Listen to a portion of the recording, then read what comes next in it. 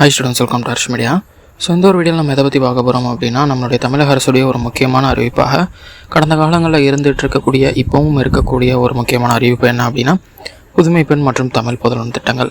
So இந்த திட்டங்கள் மூலியமாக என்ன கிடைக்கிது அப்படின்னா, கல்லூரி படிக்கக்கூடிய இளநிலை படிக்கக்கூடிய மாணவர்கள் 12ஆம் வகுப்பு முடித்துட்டு கல்லூரி சேர்ந்த உடனேயே அவங்களுடைய முதலாம் ஆண்டிலிருந்து அவங்க படித்து முடிக்கக்கூடிய 3ஆம் ஆண்டு வரைக்குமே பார்த்திங்க அப்படின்னா அவங்களுக்கு மாதந்தோறும் 1000 ரூபாய் வந்து கிடைக்கிது. முதல்ல இந்த திட்டத்துக்கு யார் யாரெல்லாம் எலிஜிபிள் அப்படின்னு சொல்லிடுறேன். இந்த திட்டத்தை பொறுத்த வரைக்கும் அரசு பள்ளிகள் மற்றும் அரசு உதவி பெறும் பள்ளிகளில் பயின்ற மாணவர்கள் மற்றும் மாணவியர்கள் எல்லாருமே வந்து எலிஜிபிள்.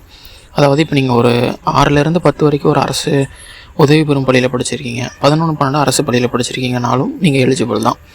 அதே மாதிரி நீங்கள் ஒரு வகுப்பு அரசு உதவி பெறும் பள்ளியில் படிச்சுட்டு அரசு பள்ளியிலேயே படிச்சிருக்கீங்கனாலும் நீங்கள் எலிஜிபிள் தான். நீங்கள் ஃபுல் அண்ட் ஃபுல் அரசு உதவி பெறும் பள்ளியில் படிச்சிருக்கீங்கனாலும் நீங்கள் எலிஜிபிள் தான்.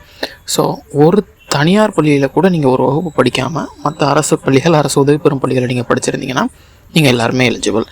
ஸோ ஓகே, இப்போ நான் எல்லாம் எலிஜிபிள். நான் இப்போ வந்துட்டு எனக்கு இந்த அமௌண்ட்டு வர்றதுக்கான வாய்ப்புகள் இருக்குது. இந்த அமௌண்ட்டை நான் எப்படி வந்து வாங்கணும் அப்படின்னா, ஒரு பிரச்சனையும் இல்லை. இப்போ தான் உங்களுக்கு கவுன்சிலிங் எல்லாம் முடிஞ்சிருக்கும்னு நினைக்கிறேன். கவுன்சிலிங் முடிஞ்ச கையோடு நீங்கள் இப்போ என்ன பண்ணுவீங்க அப்படின்னா, 1ஆம் தேதி உங்களுக்கு காலேஜ் வந்து ரீஓப்பன் பண்ணுறாங்க. காலேஜ் ரீஓப்பன் பண்ணதுமே உங்களுக்கு வந்துட்டு எம்இசி நம்பர் போக இவ்வளோ நாள் நமக்கு வந்துட்டு எம்இசி நம்பர்னு ஒரு நம்பர் இருந்துச்சுல ஸ்கூலில், அந்த மாதிரி இல்லாமல் என்ன பண்ணுவாங்க அப்படின்னா, யூஎம்ஐஎஸ்ன்னு சொல்லிட்டு யூமிஸ் அப்படின்னு சொல்லிட்டு நமக்கு ஒரு நம்பர் தருவாங்க.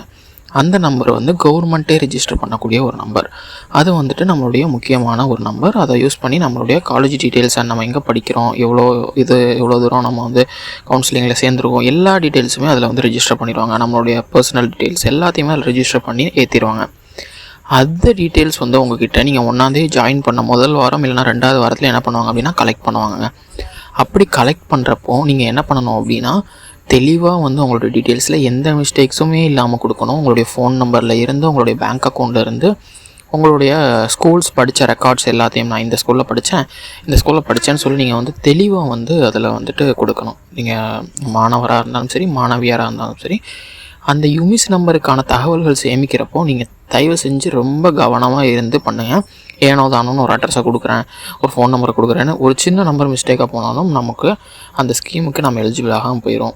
அண்ட் நான் முதல்ல சொல்லிடுறேன், ஃபஸ்ட் இயரில் உங்களுக்கு அந்த ஸ்கீம் வந்து வராமல் போச்சு அப்படின்னா நீங்கள் செகண்ட் இயர், தேர்ட் இயரில் அந்த ஸ்கீமை திரும்ப வந்துட்டு ரினியூவல் பண்ணுற மாதிரியோ இல்லை புதுசாக போய் அப்ளை பண்ணுற மாதிரியோ பண்ணுறது கஷ்டம். ஃபஸ்ட் இயர்லேயே வந்துருச்சுன்னா அது அப்படியே வந்துட்டு உங்களுக்கு மந்த்லி வந்துடும், இல்லைனா ரொம்ப கஷ்டம். ஸோ அதனால் தயவு செஞ்சு எல்லோரும் என்ன பண்ணுங்கள் அப்படின்னா, யூமிஸ் நம்பருக்கான டீட்டெயில்ஸ் கொடுக்குறப்போ தயவு செஞ்சு உங்களோட டீட்டெயில்ஸ் எல்லாத்தையும் கரெக்டாக கொடுங்க. அண்ட் அந்த டீட்டெயில்ஸ் எல்லாத்தையும் நீங்கள் பர்ஃபெக்டாக கொடுத்துட்டிங்கன்னா போதும். ஃபஸ்ட்டு நீங்கள் அரசு பள்ளிகளில் படித்த மாணவராக இருந்திருக்கணும். அப்புறம் யூமிஸில் இருக்கக்கூடிய உங்கள் டீட்டெயில்ஸ் எல்லாம் கரெக்டாக கொடுக்கணும். அண்ட் பேங்க் அக்கௌண்ட் முக்கியமாக வந்துட்டு எந்த பிரச்சனையும் இல்லாத ஒரு பேங்க் அக்கௌண்ட்டை கொடுங்க.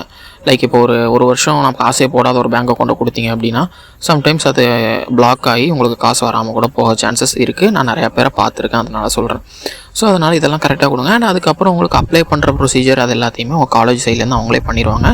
மேக்ஸிமம் நீங்கள் ஜூலையில் சேர்றீங்க, செப்டம்பர்லேருந்து உங்களுக்கு வந்து காசு வர்றதுக்கான இது வந்து ஸ்டார்ட் ஆகிடும். செப்டம்பர் மேக்ஸிமம், அதுக்கப்புறம் போகிறதுக்கான சான்சஸ் இல்லை. செப்டம்பர்லேருந்து உங்களுக்கு மாதம் 1000 வந்துடும். ஸோ அதை நீங்கள் உங்களுடைய தேவைகளுக்கு பயன்படுத்திக்கலாம். இந்த மாதிரி ஒரு ஸ்கீமாக தான் வந்து இது இருக்குது.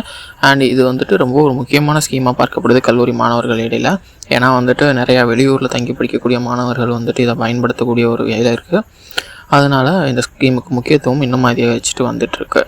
அண்ட் இது மாதிரி நிறையா ஸ்கீம் பற்றின தகவல்கள் தெரிகிறதுக்கும், அது மட்டும் இல்லாமல் இன்னும் நிறைய தமிழக அரசு பற்றிய தகவல்கள் தெரிகிறதுக்கும் நீங்கள் நம்ம ஹர்ஷ் மீடியா சேனலை சப்ஸ்கிரைப் பண்ணி பெல் ஐக்கான் ஆனில் வச்சுக்கோங்க.